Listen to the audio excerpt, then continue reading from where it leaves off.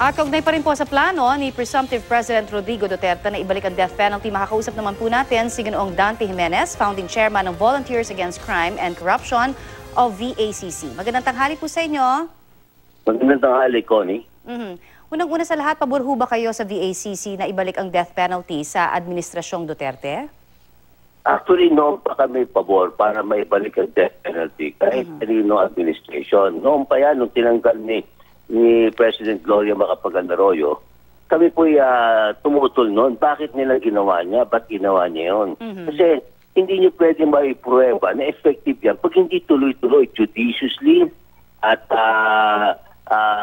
expeditiously at consistently ang death penalty law. Wala, na-politicize masyado po. Tingnan mo ang history niyan. Noong panahon ni Marcos, naging effective yan sa drug lord na si Lim Seng, di ba? So ano nangyari? Nakat na siya doon ang drugs doon. Pero hindi naman tuloy-tuloy. Kaya na-politicize na naman. Panahon ni Cory Aquino, tinanggal ang death penalty. Panahon naman ni ERAP, ni FBR, binalik ang death penalty. Pero hindi na po masyadong pinagiral dahil nga sa na-implemento yung panahon ni ERAP. Dahil sa may tuloy-tuloy yan. I think there were 7 or 11 na death penalty. Pero hindi effective dahil hindi naman tuloy-tuloy ni President Erap Estrada dahil siya'y napipreso na simbahan dahil sa corruption cases niya. Pagdating naman kay President Gloria Macapagal-Arroyo, ano nangyari nun?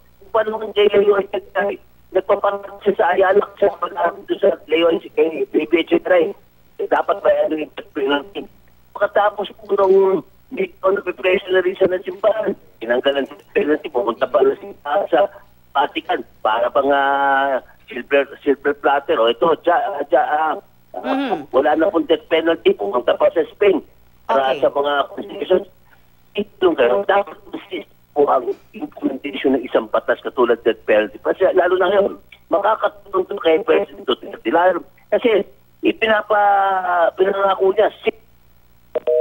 Alright, mukhang naputol po si Chairman Dante Jimenez, ng VACC. Subukan po nating balikan ang kanyang mga pahayag tungkol pa rin po sa issue ng death penalty.